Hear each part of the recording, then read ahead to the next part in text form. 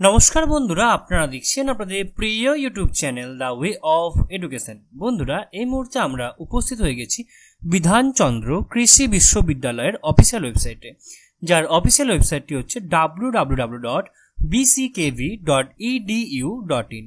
বন্ধুরা, এই মুহূর্তে বিধানচন্দ্র কৃষি বিশ্ববিদ্যালয়ের আন্ডারে ইউজি অ্যাডমিশন 2025-26কে ঘিরে কিন্তু নতুন করে আবেদন এবং কতগুলো আপনাদের সিটের জন্য আপনাদের অ্যাডমিশনের জন্য আপনারা করতে পারেন, কতগুলো সিটের এগেনস্টে সমস্ত বিষয় কিন্তু বেরিয়ে গেছে একটা অফিসিয়াল নোটিফিকেশনের মাধ্যমে। তো সেই অফিসিয়াল নোটিফিকেশনটিকেই আমরা চুলচেরা বিশ্লেষণ করব এই ভিডিওর মাধ্যমে।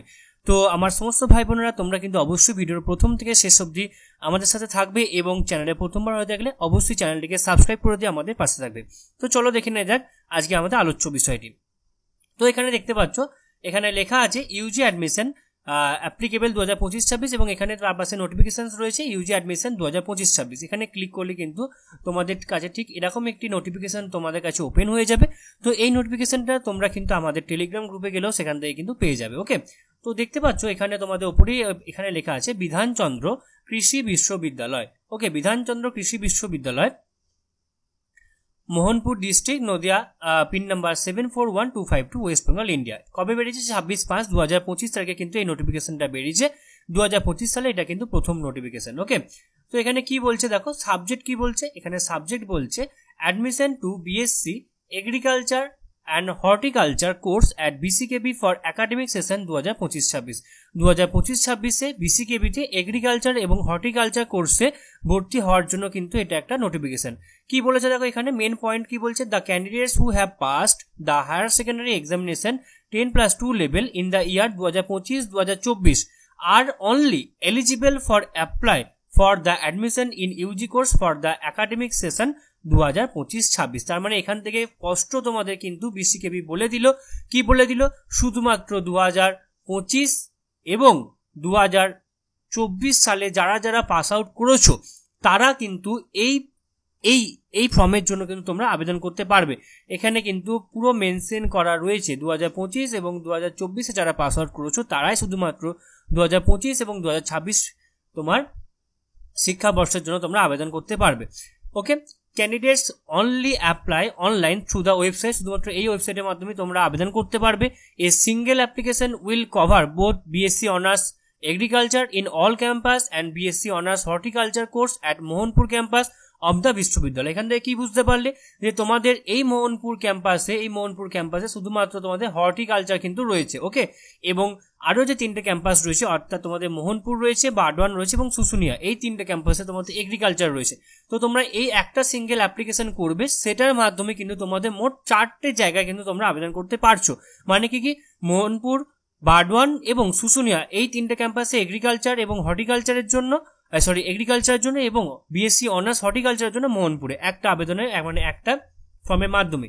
এবার দেখাচ্ছে অ্যাভেলেবিলিটি অফ সিটস, মানে কতগুলো সিটস রয়েছে। দেখো এখানে মোহনপুর মানে নদিয়া ক্যাম্পাসে WBCHS বোর্ডের ক্ষেত্রে ইউআর এর জন্য 56, এসটিতে 27, এসটিতে 8টা, ওবিসি এ তে 13টা, ওবিসি বি তে 9টা, ইউআর পিডাব্লিউডি তে 3% ইচ ক্যাটাগরিতে এখানে 2টো প্লাস একটা রয়েছে ইউআর এবং এসসিতে একটা, ইডাব্লিউএস এর ক্ষেত্রে 13টা। টোটাল কিন্তু এখানে মোট 129টি কিন্তু তোমাদের ভ্যাকেন্সিস রয়েছে।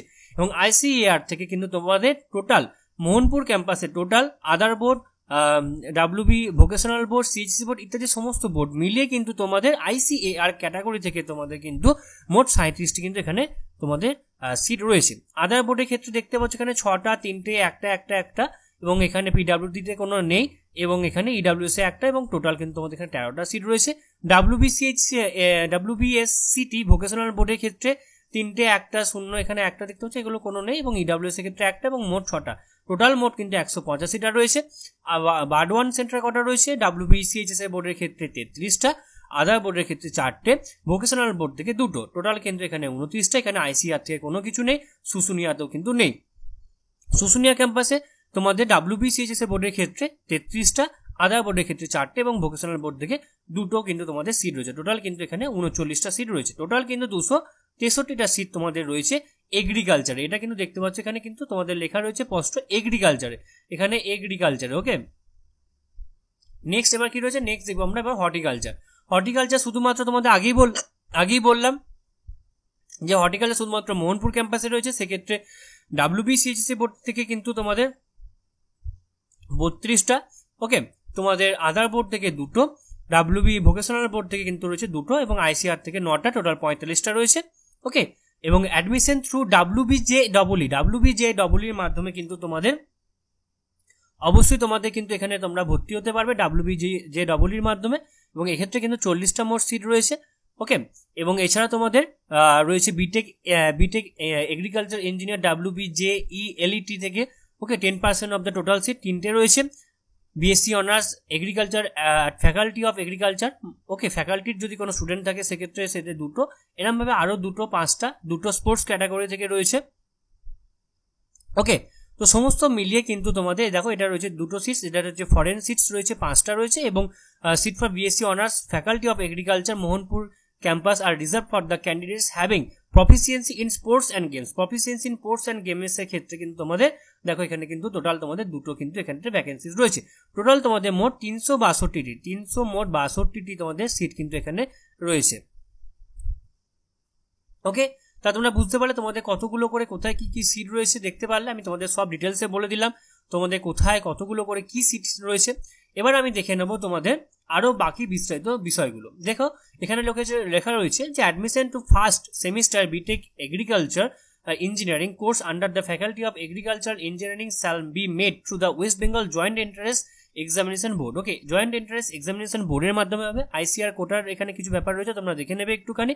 এবং এজ কত হবে তোমাদের? এজ অবশ্যই 16 বছরের মধ্যে হতে হবে, 16 বছরের নিচে হলে চলবে না। 31/8/2025 উপর বেস করে তোমার বয়স কিন্তু অবশ্যই 16 বছরের ঊর্ধ্বে তোমার বয়স কিন্তু হতে হবে। 16 বছরের নিচে হলে কিন্তু তোমার ক্ষেত্রে হচ্ছে না। বাট এসেন্সিয়াল কোয়ালিফিকেশন কি রয়েছে? এসেন্সিয়াল কোয়ালিফিকেশন রয়েছে WBCHSC বোর্ড এবং আদার বোর্ডের ক্ষেত্রে অবশ্যই তোমাকে হায়ার সেকেন্ডারি পাস করতে হবে, 10+2 এক্সামিনেশন, ইংলিশ, ফিজিক্স, কেমিস্ট্রি এবং বায়োলজি, অর্থাৎ যেটাকে আমরা বলি PCBE ফরম্যাট। PCBE ফরম্যাট মানে P for physics, C for chemistry, B for biology এবং E ফর ইংলিশ। এই মিলিয়ে তোমার মোট নাম্বার কিন্তু 65% হতে হবে। জেনারেল, OBC, EWS এবং স্পোর্টস কোটাদের জন্য এবং SC, ST এবং PWDদের জন্য 55% নাম্বার হলেই হবে। এবং ICR ক্যাটাগরিতে যারা তোমরা অ্যাপ্লাই করবে তোমাদের ICR এর নাম্বারের উপর বেস করে কিন্তু হবে, ওকে। ভোকেশনাল বোর্ডের ক্ষেত্রেও কিন্তু সেম রয়েছে 65% এবং এখানে 55%, ওকে। এবার তোমাদের দেখতে হবে যে তোমাদের সমস্ত কিন্তু ক্যাটাগরি সমস্ত যারা এখানে আবেদন করবে তোমাদের অবশ্যই ওয়েস্ট বেঙ্গলের পার্মানেন্ট ডোমিসিয়াল হতে হবে। তোমাকে কিন্তু অবশ্যই ওয়েস্ট বেঙ্গলের বাসিন্দা হতে হবে, তবে কিন্তু তোমরা এখানে আবেদন করতে পারবে। এবং EWS এর ক্ষেত্রে DM, ADM, SDO থেকে EWS সার্টিফিকেট ইস্যুড করতে হবে এবং সেটা অবশ্যই ভ্যালিড হতে হবে। এবং PWD এর ক্ষেত্রে তোমাদেরও কিন্তু অবশ্যই সার্টিফিকেট লাগবে, সেটা অবশ্যই গভর্নমেন্ট ডিক্লেয়ার্ড সার্টিফিকেট হতে হবে। দেখতে পাচ্ছ এখানে লেখা আছে government declared policy will be followed for specific type of person with ডিসএবিলিটিদের জন্য কিন্তু সেটা রয়েছে। স্পোর্টস অ্যান্ড গেমসের জন্য তোমাদের নির্দিষ্ট সার্টিফিকেট লাগছে, ওকে। এবার তোমাদের আমি দেখিয়ে দেবো তোমাদের কত ফিস রয়েছে। তোমাদের হোস্টেলার যারা রয়েছে, ডে স্কলার যারা তোমরা যারা হোস্টেলার রয়েছে তাদের জন্য কত ফিস রয়েছে দেখো। এক্ষেত্রে 10,200 হচ্ছে অ্যাডমিশন ফিস, ফার্স্ট সেমিস্টারের ফিস হচ্ছে 12,800 এবং হোস্টেল সিকিউরিটি নিয়ে হচ্ছে 3,000। টোটাল কিন্তু তোমাদের মোট 26,000 টাকা কিন্তু তোমাদের ক্ষেত্রে লাগছে। এবং যারা ডে স্কলার হচ্ছে তাদের কিন্তু এক্ষেত্রে তোমাদের 10,200 হচ্ছে অ্যাডমিশন ফিস এবং ফার্স্ট সেমিস্টারের ফিস হচ্ছে এক্ষেত্রে 11,000। টোটাল মোট কিন্তু তোমাদের 21,200 টাকা কিন্তু লাগছে। অর্থাৎ তুমি যদি এক্ষেত্রে হোস্টেল নাও তোমার ফিস এক্ষেত্রে চলে যাচ্ছে 26,000, যদি তুমি ডে স্কলার হয় তাহলে তোমার এখানে ফিস যাচ্ছে 21,200 টাকা, ওকে।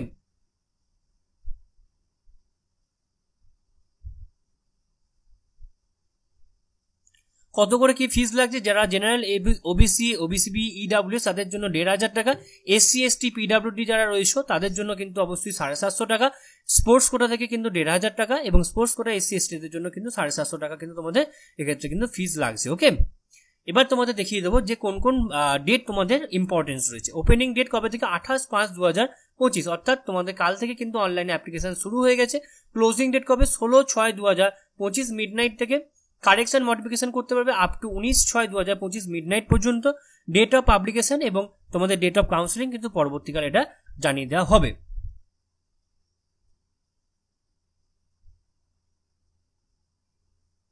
এবার তোমাদের দেখিয়ে দেবো কি কি ডকুমেন্টস লাগছে। তোমাদের documents required for the uploading at the time of the filling up online application. কি কি লাগছে তোমাদের? কালার ফটোগ্রাফ লাগছে, সিগনেচার লাগবে, বার্থ সার্টিফিকেট লাগবে, মার্কশিট লাগবে, হায়ার সেকেন্ডারি এক্সামিনেশনের ওকে, কাস্ট সার্টিফিকেট লাগবে, পিডব্লিউডি সার্টিফিকেট লাগবে, ইডব্লিউএস মানে তোমরা যদি সেগুলো অন্তর্গত হও, ওকে, এবং তোমাদের আধার কার্ড লাগবে এবং প্যারেন্টস আধার কার্ড লাগবে। ওকে, যদি ইনকমপ্লিট ফর্ম ফিল আপ হয় তাহলে কিন্তু সেটা অবশ্যই ক্যান্সেল হয়ে যাবে। দেখতে পাচ্ছ এখানে তোমাদের কিন্তু ক্যান্সেল হয়ে যাবে, সেটা কিন্তু তোমরা মাথায় রাখবে।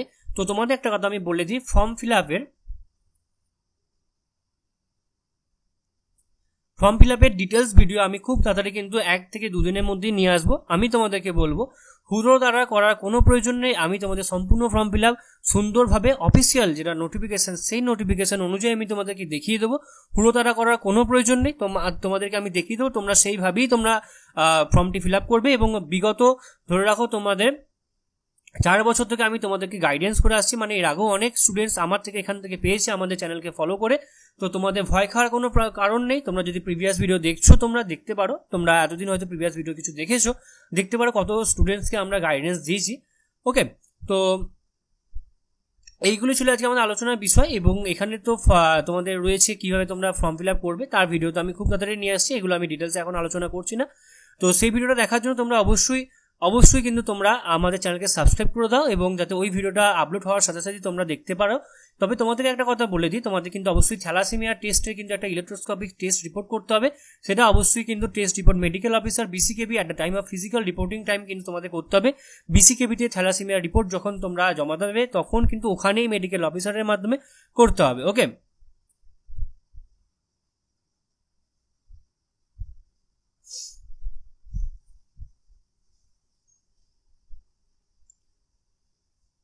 তাছাড়া অ্যান্টি র্যাগিং বা উইথড্রল রিফান্ড এগুলো সমস্ত বিষয় রয়েছে, যেগুলো তোমাদেরকে আমি অবশ্যই নেক্সট ভিডিওতে বলে দেবো। তো তোমরা কিন্তু অবশ্যই এই যে দেখো এখানে এই যে অফিসিয়াল ওয়েবসাইট আছে, এই অফিসিয়াল ওয়েবসাইটের মধ্যে তোমাদেরকে ফর্ম ফিল আপ করতে হবে, যেটার আমি ভিডিও তোমাদেরকে খুব তাড়াতাড়ি নিয়ে আসবো। তো আশা করি তোমরা সমস্ত ভিডিওটা তোমরা খুব ভালো করে বুঝতে পারলে।